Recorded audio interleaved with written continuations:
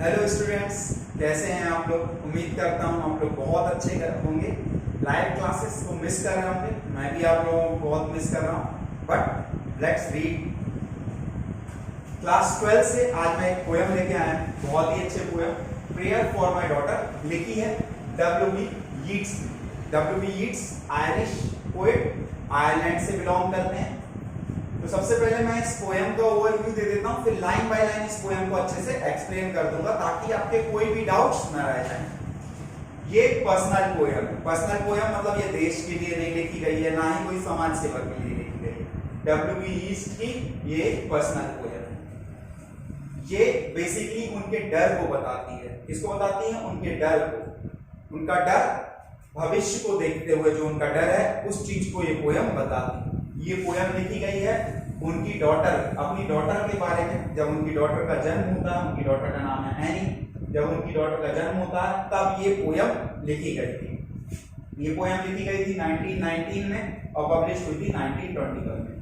Actually में ये poem लिखी गई थी वर्ल्ड वॉर 1 के दौरान। वर्ल्ड वॉर 1 जब खत्म हो जाता है, फिर भी आयरलैंड जैसा देश उस वॉर के खत्म होने के बाद भी काफी डिस्टर्ब था।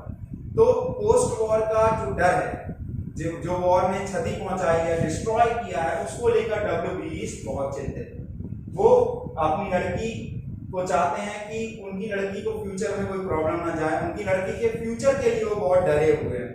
इस पोएम में वो कुछ कैरेक्टरिस्टिक्स चाहते हैं जो एनी में होना चाहिए, कुछ गुण, कुछ वर्चू। वो चाहते हैं कुछ गुण एनी में आ जाएं जिससे वो फ्यूचर में खुश रहे, हैप्पी रहे और सेफ लाइफ जी सके। तो आइए आप लाइन बाय लाइन एक्सप्लेनेशन इस पोएम का अपन समझते हैं। Once more the storm is howling, and half hid under this cradle hood and coverlid my child sleeps on. Poet यहाँ पर कहते हैं कि आज एक बार फिर से स्टॉर्म यानी तूफान, हाउलिंग यानी आवाज़ कर रहा है, एक तूफान आवाज़ कर रहा है, और उनकी जो छोटी सी लड़की है वो क्रेडल हुड मतलब एक झूले में जो हाफ हिड है, आधा ढका हुआ है कवरलिड से, वो सो रही है। देयर इज़ नो ऑब्स्टिकल्स, कोई भी परेशानी नहीं है।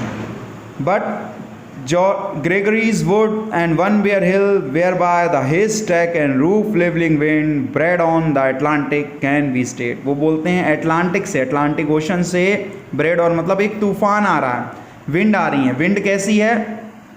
haystack, haystack यानी जो भूसा चारा जो हम उसका ढेर लगा देते हैं ऊंचाई तक, और रूफ लेवलिंग मतलब छत की ऊंचाइयों तक इतनी लंबी लंबी हवाएं चल रही हैं, और बीच में जो है वो मेरे घर के और उन हवाओं के बीच में है Gregory's would. Gregory, lady Gregory उनकी फ्रेंड है, उनका जंगल है बीच में, और एक हिल है जिससे हवा रुक रही है, स्टे हो सकती है।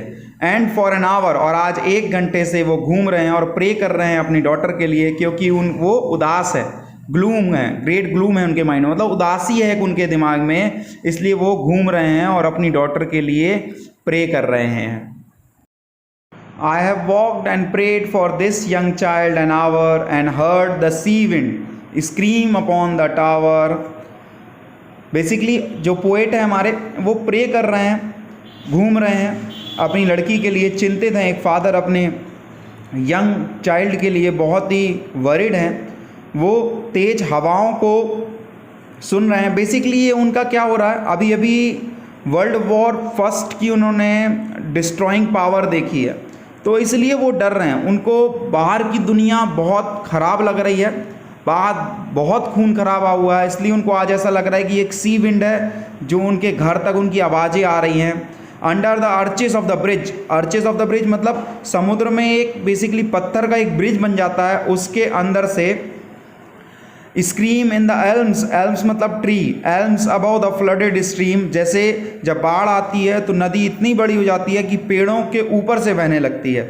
इमेजिनिंग इन एक्साइटेड राइवरी, आज एक्साइटेड राइवरी मतलब दिन में सपना, तो आज वो इमेजिन कर रहे हैं। इमेजिन क्यों कर रहे हैं? वो एक्चुअली में जो सी है उसको डिस्ट्रॉइंग नेचर बताया गया, उसका नेचर क्या है? डिस्ट्रॉय कर देना हर चीज़ को। तो वो एज अ वॉर के पोस्ट वॉर में बेसिकली एक डर रहता है, तो वो डर है उनको। that the future years had come dancing to the friend-side drum out of the murderous innocence of the sea। वो बोलते हैं जो फ्यूचर ईयर आने वाले हैं बेसिकली अपनी डॉटर के लिए बहुत चिंतित हैं, फ्रेंचाइट ड्रम यानी होता है वो ड्रम जो युद्ध से पहले बजाए जाते हैं, उनकी आवाज़ें वो सुन सकते हैं। कहाँ से?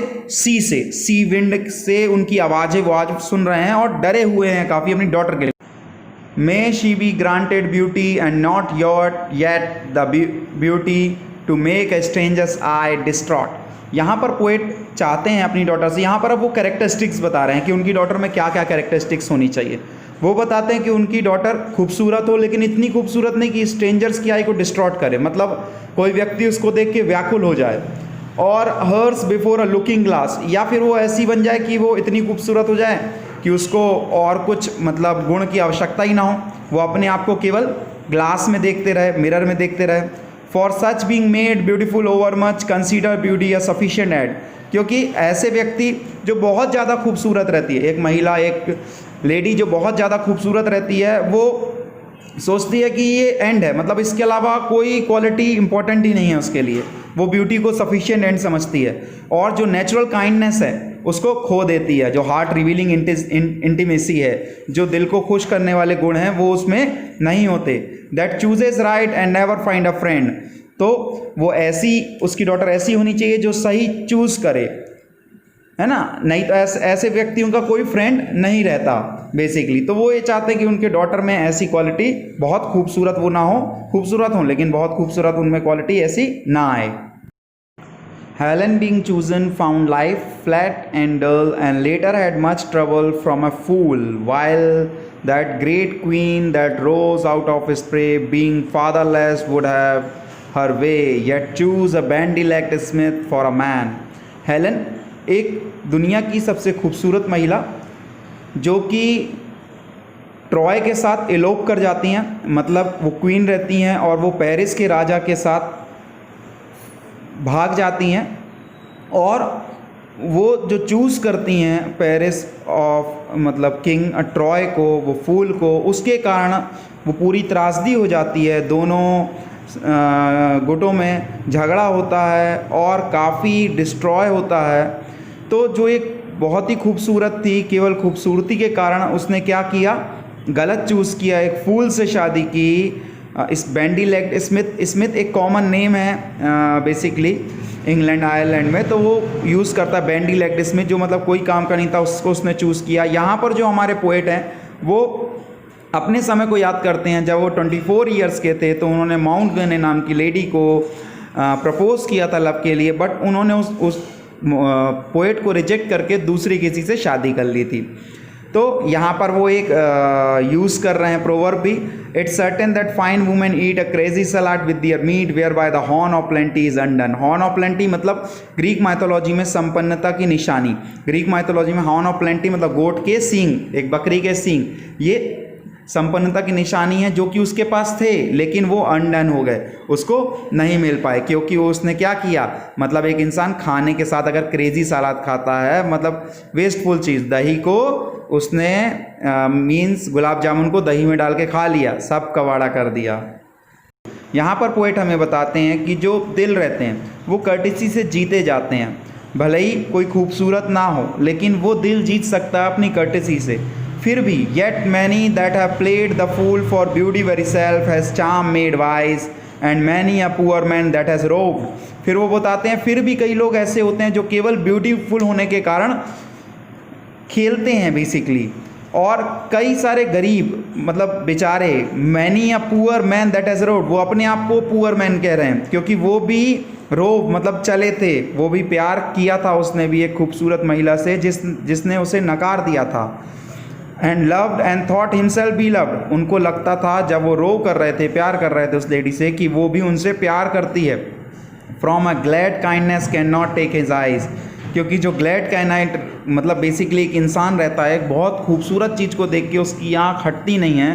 तो यहाँ पर पोएट कहते हैं क्योंकि वो मजबूर थे, वो फूल बन गए, बट उसके साथ उनने खेला था, तो ऐसा वो नहीं चाहते कि उनकी लड़की के साथ वो इतनी खूबसूरत ना बने कि उसमें ऐसी क्वालिटीज़ आएँ। नेक्स्ट स्टेंजा में ऑथर उनकी क्वालिटी बताते हैं अपनी डॉटर के लिए, that may she become a flourishing hidden tree that all her thoughts may like the linnet be and have no business but dispensing round their magnanimities of sound.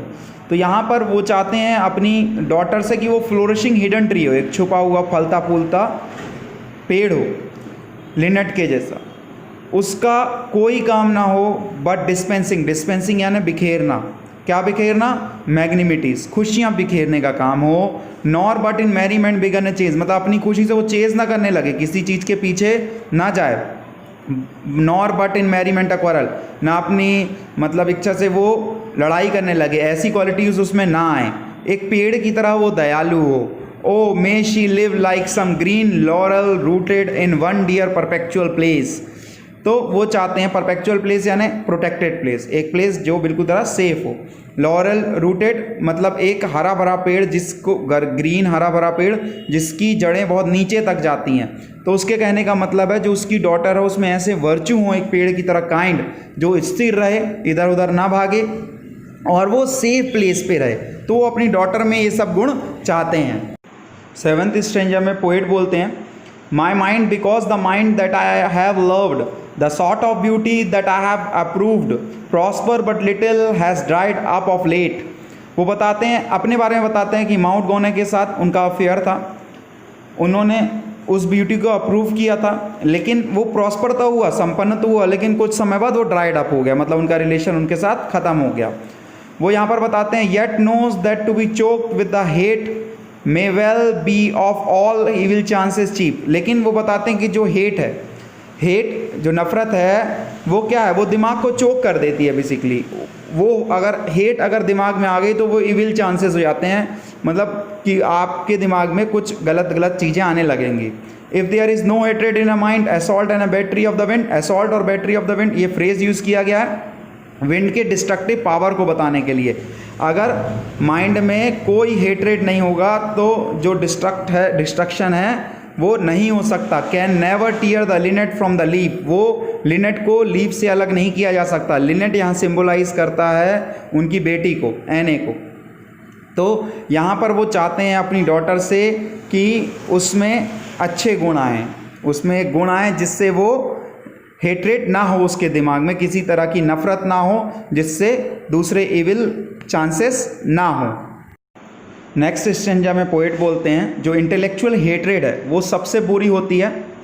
तो वो चाहते हैं अपनी डॉटर को कि वो ये समझे कि जो ओपिनियंस है वो अकर्स्ड होते हैं, अकर्स्ड यानी शापित, जो विचार हैं वो अपने आप आते हैं। क्योंकि बेसिकली जो लवलीस्ट वुमेन वो बोलते हैं, जो माउंट गॉने, जिनसे हमारे पोएट ने प्यार किया था, जिनके पास हॉर्न ऑफ प्लेंटी था, मतलब संपन्नता थी, लेकिन अपने ओपिनियंटेड माइंड मतलब अपने मतलब एक जिद्दी वाले विचार के कारण उन्होंने उस हॉर्न को बाटर कर दिया, ख़त्म कर दिया, और जो हर चीज़ अच्छी थी उन्होंने वो ख़त्म कर दी। ऑथर को उन्होंने 4 बार रिजेक्ट किया था, जिससे ऑथर काफ़ी हर्ट हुए थे। By quiet nature understood for an old bellows full of angry wind. तो जो एक खूबसूरत व्यक्ति था वो केवल गुस्से के कारण उसने वो सारी नुकसान किया था। तो यहाँ पर चाहते हैं कि उनकी डॉटर में इंटेलेक्चुअल हेटेड ना हो। ओके, लास्ट में पोएट कहते हैं, कंसीडरिंग दैट, सब चीज़ों को मानते हुए कि ऑल हेट्रेड ड्रिवन हैंस, सारी हेट्रेड चलती हैं, सोल उसके बाद रिकवर करता है। रेडिकल इनोसेंस, मतलब रेडिकल इनोसेंस जैसे आपने पेंसिल से कुछ गलत लिख दिया और उसको रबड़ से मिटा दिया, और उसके बाद आप सीख जाते हैं कि गलती नहीं करना। उसके बाद आप कैसे हो जाते हैं, सेल्फ डिलाइटिंग, खुद को खुशी देने वाले, सेल्फ अपीजिंग, सेल्फ एफ्राइटिंग, मतलब खुद के अंदर घृणा नहीं होती, अभिमानी नहीं होते आप। And that its own sweet will is haven will she can दो एवरी फेस शुड स्कॉल यानी कोई भी बुरी नज़र। तो वो चाहते हैं अपनी डॉटर से चाहे कुछ भी हो जाए, वो क्या, चाहे वो स्कॉल हो, बुरी नज़र हो, and every windy quarter hall और एवरी बेलोज बस्ट, कुछ भी हो जाए, कितनी भी बुरी चीज़ हो जाए उसके साथ, बेलो बस्ट यानी बहुत तेज़ जैसे साउंड आता है गरजने का, but she still be happy, उसकी डॉटर खुश रहे, इतनी उसमें क्वालिटी आ जाए। लास्ट स्टेंजा में पोएट बोलते हैं, and may her bride groom, मतलब जो उसका हस्बैंड है वो उसको ऐसे घर में ले जाए, उसके हस्बैंड का घर ऐसा हो जहाँ पर सारे रीति रिवाज, कस्टम, सेरेमनीज़ होते हों, क्योंकि ऐसा माना जाता है जिस घर में सारे ट्रेडिशन, कस्टम्स, रीति रिवाज होते हैं वहाँ पर हेट्रेड नहीं आती। तो वो चाहते हैं उसकी डॉटर की ऐसे घर में शादी हो जहाँ पर जो सेरेमनीज़ हैं, जहाँ से खूबसूरती जन्म लेती है, वैसा वो घर हो। क्योंकि सेरेमनी रिच हॉर्न का नाम है। हॉर्न मतलब संपन्नता का नाम है, और वो चाहते हैं कि उनकी डॉटर ऐसे घर में जाए जहाँ पर सारे कस्टम्स होते हों, क्योंकि जहाँ पर सारे कस्टम्स होते हैं वहीं पर पेड़ हरा भरा होता है। तो ये आपकी पोएम थी, उम्मीद करता हूँ आपको समझ आई होगी। अच्छे से इसको देखिएगा। Thank you very much, have a very nice day.